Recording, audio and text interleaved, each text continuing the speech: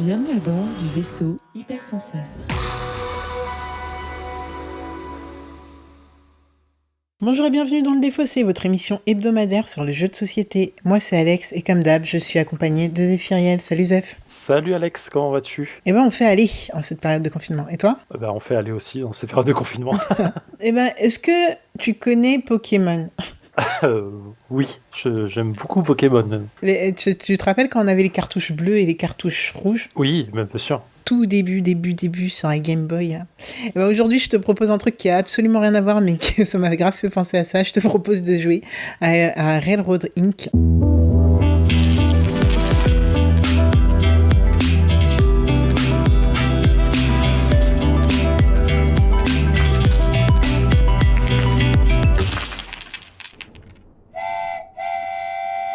Pourquoi je parle de ça? Vous allez vous dire, ceux qui connaissent pas, ils ont dû me prendre pour une folle. C'est simple, en fait, ce jeu est sorti en 2 exemplaires, donc on a la version rouge et la version bleue, et ça m'a fait penser à ça. Et donc je voulais faire une petite blague par rapport à ça. Bref, rebelote. Petit retour en arrière, qu'est-ce que Le Défaussé? C'est une émission hebdomadaire dans une vingtaine de minutes, dans laquelle on parle d'un jeu de société en particulier et en 3 parties.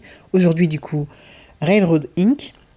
Donc, en 3 parties. Pourquoi? La première partie, on va jouer... tout simplement, je vais vous expliquer les mécaniques de jeu, la thématique, par qui, comment, quand, pourquoi. Ensuite, on va jouer, en effet. Comme vous l'entendez, on est toujours confiné, donc on va jouer via Board Game Arena. Et ensuite, on revient pour une 3e partie où on va régler nos comptes, mais surtout débriefer sur ce qu'on a pensé du jeu. Est-ce que t'es prêt, Zéphiriel? Je suis méga chaud. C'est l'anecdote Pokémon qui t'a Alors, déjà, et deux, en vrai, ce jeu, visuellement, il m'attire depuis que je le connais. Et donc, du coup, je suis en mode... j'ai très envie de le connaître. Je ne sais, à part le titre et donc le thème, je ne connais pas de quoi il retourne dans le jeu. Mais du coup, visuellement, il a un truc qui me fait du bien à regarder, donc j'ai envie d'y jouer. Bah écoute, j'espère que ce sentiment va perdurer. Alors déjà, on va commencer par une petite anecdote, comment j'ai connu ce jeu. Tout simplement au Loufoque. Barrageux, ça fait longtemps que vous n'avez pas entendu parler du Loufoque dans Le Défaussé. Pour le coup, c'est clairement ça. J'étais au Loufoque en tant que cliente et j'attendais quelqu'un qui m'avait... Alors, je suis quelqu'un qui est très ponctuel quand j'ai rendez-vous avec des gens, ou même très en avance pour pas faire attendre les gens, donc c'est moi qui attends au final. Et donc je ne sais plus c'était quoi le scénario, soit on me faisait attendre, soit j'étais très en avance. Dans les 2 cas j'attendais, et un des animateurs me dit t'attends depuis un moment, tu veux faire un truc, tu veux faire quoi? Et là je lui dis écoute, je sais pas exactement dans combien de temps la personne arrive, donc un petit jeu si possible, et là on me sort Railroad Inc. Donc voilà, c'est vraiment la première, c'est le premier truc qui me passe en tête quand je pense à ce jeu, et je pense que c'est ma toute première expérience de ce jeu. C'est un jeu du coup qui a été conçu par Elshmar, en fait je sais même pas dire. Jalmar H et Lorenzo Silva, illustré par Martra Tranquilli. Ça peut se jouer jusqu'à 6 joueurs, mais de 1 à 6 joueurs. Pour 8 ans et plus, pour environ 30 minutes en réel, mais alors vraiment sur Board Game Arena, c'est une dizaine de minutes à tout casser. C'est un jeu qui est sorti en 2019, donc la partie rouge comme la partie bleue, et pour un prix de 14 à 16 euros. D'accord. Et c'est Horrible Guild qui fait ça? Putain, c'est ouf. Pourquoi c'est ouf? Parce que moi je les connais, enfin Horrible Guild, ils ont fait, c'est eux qui font des gros jeux type Nemesis, le dilemme du roi, truc comme ça. Donc du coup, pour moi, ça se jurait vachement, mais j'imagine qu'ils ont vachement plus de jeux dans leur sac que ce que je pense. Donc du coup, ça me fait bizarre d'un seul coup de voir un jeu aussi petit, fun et coloré que pas voir Alone ou le dilemme du roi, c'est tout, voilà. Mais j'imagine que je connais pas tout leur catalogue. Voilà, c'est tout. Et c'est édité par Edge aussi. Oui, donc, du coup, en français, c'est aussi des... Ouais. Donc, voilà. De quoi ça parle? Puisque comme tu l'as dit, c'est pas un gros jeu, et de toute façon on a dit une dizaine de minutes, c'est clairement pas un gros jeu. C'est un roll and write qui est donc sur le thème du transport, comme vous avez pu le deviner avec le titre, où on aura pour but de relier plusieurs sorties ensemble, tout simplement. On va avoir un plateau individuel sur lequel il y aura 12 sorties, C'est marrant, il précise sorties, c'est pas des entrées, donc 12 sorties. Du coup, il va falloir en relier le plus possible entre elles, via des routes et des voies ferrées, et tout cela en 7 manches. Alors, comment ça se passe ? On a 7 manches, et on a 4 ou 5 dés, je ne sais plus, mais je crois que c'est 4 dés. Bon, alors, à chaque manche, on va lancer les 4 dés, et sur les faces des dés, on va avoir soit que des routes, soit que des rails, soit un petit peu des deux. Et en fait, on va devoir composer avec ça pour faire des petits chemins sur notre plateau individuel. Donc, en physique, on doit les dessiner, les petits dessins, les petits tronçons de route. Sur Board Game Arena, la plateforme s'en charge pour nous et c'est bien pratique.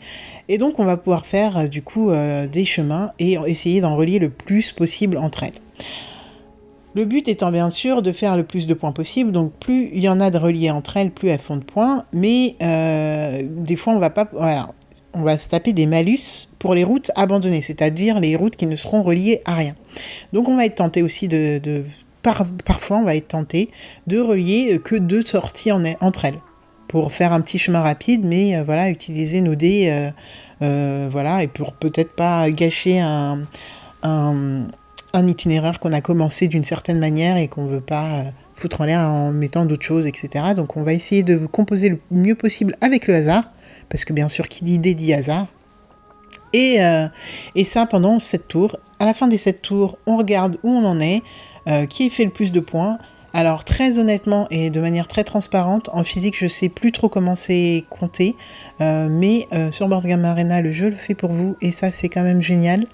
Mais grosso modo il me semble que quand on relie 2 entrées entre elles ça fait 4 points et après plus on en ajoute, plus on va rajouter de sorties, pas des entrées mais des sorties, plus ça va faire de points en plus, donc je crois que c'est 4 points en plus, et moins 1 point pour toutes les routes abandonnées.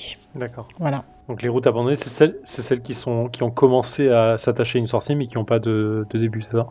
Ouais, qui sont reliés à rien. D'accord. On va avoir un petit système de bonus aussi, ça va être des morceaux de route qu'on va pouvoir rajouter. C'est des morceaux de route souvent qui ont les 4 côtés qui peuvent bien sortir au bon endroit, bien se relier avec un peu tous les scénarios possibles et imaginables.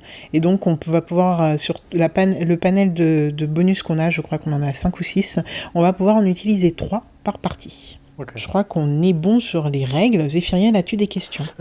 Oui, parce que tu dis que les routes elles sortent, mais elles commencent où ? Ouais, en fait, c'est que des sorties, mais du coup, on sait pas où elles commencent. Ah, d'accord, on s'en fiche, en fait. Tu vas voir. C'est vraiment, il faut imaginer un carré quadrillé en plusieurs parties.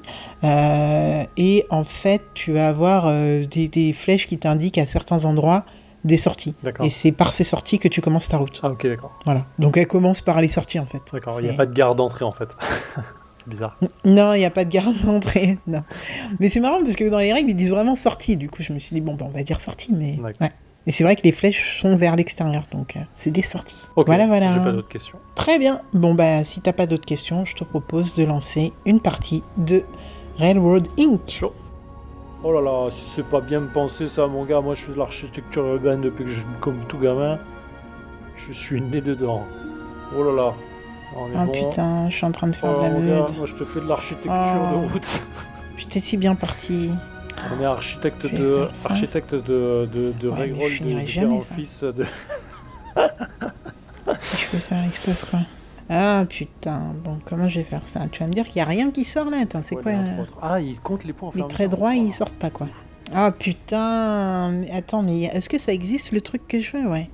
Ah ouais, mais si je l'ai pas là, c'est la meute. Ok. Allez, ne déconne pas sur les sortir. Mais non ! Ah, c'est pas ce qu'on voulait. Hein. Putain. C'est quoi ce tirage là ? Il est tout pourrave. Et nous voilà de retour dans le défaussé après 9 minutes de Railroad Inc. sur Board Game Arena. Zéphirienne, qu'est-ce que tu as pensé de ce jeu que tu découvrais ce soir ? Eh bien, ma chère Alex, on a joué à la version rouge. J'imagine que ça va pas changer grand-chose, parce qu'on n'a pas joué avec les extensions, là, apparemment. Mais j'ai un double sentiment. J'ai un sentiment D'injustice.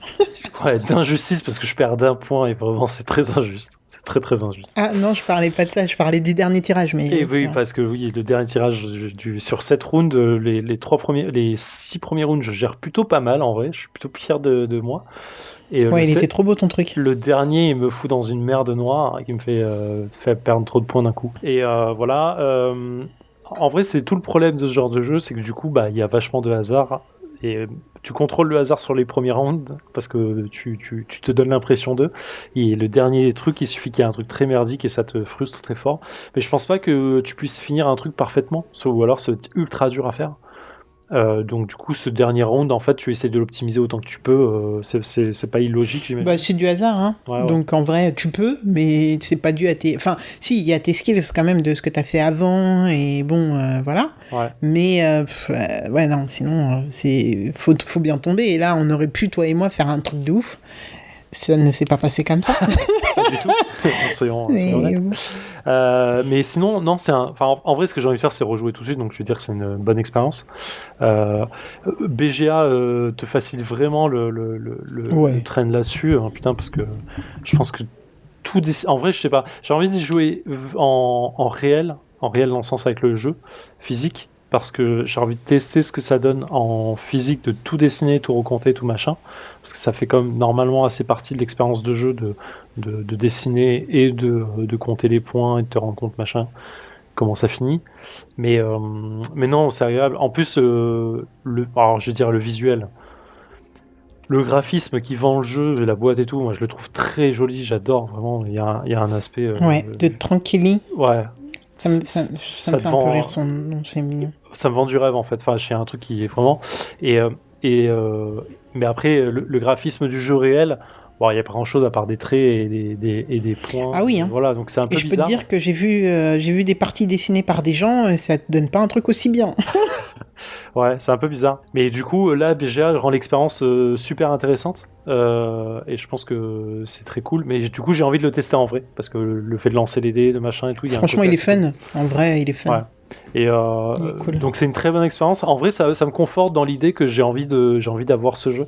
Pour les vacances, pour ce genre de choses, j'ai envie de l'avoir et jouer de temps en temps.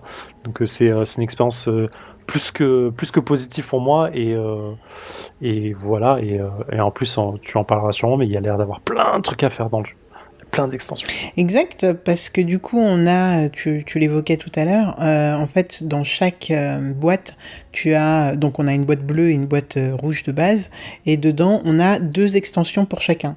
Le bleu, en fait, il joue sur la thématique de l'eau. Et le rouge, il va jouer sur la thématique du feu, de la lave, des météorites qui tombent et tout, et qu'il faut placer un peu à la... Je sais plus, mais le jeu que tu avais adoré là, et que ça te met des petites difficultés. Tu sais, quand on était obligé de placer à certains endroits des... Ah putain, comment s'appelle ton jeu? En roll and write? Cartographeur. Cartographeur. Ouais. Donc c'est un peu ça, où tu te mets des handicaps dans un jeu qui déjà... Ouais. Enfin, si tu le finis bien, t'as de la chance, quoi. Mais en même temps, si t'arrives à faire un bon pool de lave et de météorites, tu as des points en plus. Enfin bref. Donc assez cool. Donc on a ces 2 extensions-là. Et comme tu le disais en off tout à l'heure, en effet, on a aussi deux autres jeux qui sont sortis, une version verte et une version jaune, et je pense que même ont aussi leurs extensions propres à chacun des jeux aussi. Donc ça peut être, je pense, très très fun. Clairement, moi je pense que je vais me prendre une boîte physique de la version verte qui me parle vachement visuellement, et je vois dans les extensions il y a une Railroad Inc. Eldritch Extension Pact, et Eldritch, c'est Cthulhu as fuck, donc je pense que je vais aller acheter ça tout de suite très vite derrière, parce qu'après je vois qu'il y a des tentacules, donc voilà. Oh, c'est énorme, j'ai pas vu ça moi, mais ok, il y en a pour tout le monde. Et d'ailleurs, il y en a pour tout le monde au point ou personnellement, moi, je le recommanderais à des gens qui sont plutôt fans de roll and write. Hein. Si vous n'aimez pas le thème, clairement, c'est pas pour vous. Clairement. Mais aussi du hasard, quoi. Ceux qui arrivent à bien composer avec le hasard. Parce que sinon, en effet, la frustration peut se faire sentir assez rapidement et voilà, et c'est pas terrible. Mais c'est vrai que les parties s'enchaînent assez rapidement. Et donc, il y a quelques semaines, je vous parlais de chakra, qui était mon gros délire, avec aussi Draftosaurus. Il faut l'avouer, j'ai eu une période Draftosaurus, puis une période chakra, et puis là, je suis en plein dans une période Railroading, parce que Railroading vient d'arriver. Au moment où on enregistre, ça vient d'arriver sur BGA. Donc voilà. J'ai petit kiff, petit truc cool. Au point de me l'acheter en physique, tu sais quoi, je pense qu'un jour, il faudrait que je passe ce pas, de m'acheter un roll and write ou un flip and write pour chez moi, en physique, quoi. Mais honnêtement, je ne saurais pas avec qui jouer. Donc, vraiment, BGA m'aide bien. Mais après, là, je suis en train de regarder rapidement sur 2-3 sites. Railroad Inc. est en rupture un peu partout.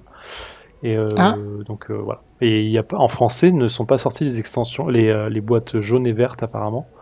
Donc et Cthulhu non plus. Donc du coup Cthulhu non plus. Donc à voir s'il faut pas demander un import ou attendre que ça sorte en version localisée. Après, je saurais même pas dire si c'est un grand succès ou pas.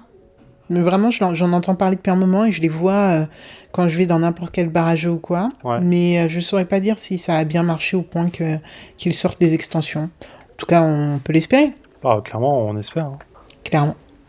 Ok, Zéphiriel, est-ce que tu as quelque chose à rajouter sur Railroad Inc. Non, à part te remercier, parce que pour le coup, ça me fait du bien d'avoir testé ce jeu, et ça me donne du coup envie, là, tout de suite, de tester un cartographeur, donc je pense qu'après après l'émission, je vais aller sortir pour faire une partie. Soirée Roll and Write. Bien sûr. Bah voilà, bah écoute, ça me fait plaisir. C'est gratuit. Allez, hop. Cool. Eh bien, du coup, qu'est-ce qu'il nous reste à faire ? Il nous reste à remercier nos auditeurs, comme d'habitude. Préciser que on a un Discord où vous pouvez venir papoter. Depuis quelque temps, on est plus présent, Zéphiriel et moi. Sam, je crois pas l'avoir déjà vu dessus, mais voilà, on essaye d'être présent. On ne laisse plus que Théo Rivière s'en occuper, donc voilà. Après, c'est peut-être dû au confinement, et dès qu'on sera déconfiné, peut-être qu'on sera beaucoup moins, je ne sais pas. Mais en tout cas, voilà, donc si vous voulez rejoindre la communauté, écoutez, c'est avec plaisir, on organise des choses. Là, des auditeurs viennent de mettre au point un groupe pour jouer sur BGA, avec ceux qui ont envie, etc. Donc voilà, il se passe des choses, c'est super cool, venez découvrir nos autres podcasts aussi. Ça fera plaisir. N'hésitez pas aussi à nous laisser des petites étoiles et des petits commentaires sur les différentes plateformes qui vous permettent d'écouter. Ça nous fait toujours plaisir et franchement, c'est toujours top d'avoir de vos retours. Grave. Et aussi, alors là, ça sera peut-être un épisode assez pauvre en visuel, mais on n'oublie pas qu'on a notre Facebook, notre Insta et notre Twitter. Et donc, n'hésitez pas à venir nous parler aussi si vous n'êtes pas sur le Discord, si vous avez envie de nous dire qu'on a raconté des bêtises ou autre. Écoutez, voilà. Carrément. En attendant, Zéphiriel, on se retrouve la semaine prochaine, Absolument. où tu prendras les manettes. Et en attendant, on vous dit bonne semaine, amusez-vous bien, kiffez, et puis à très vite. Prenez soin de vous. Ciao.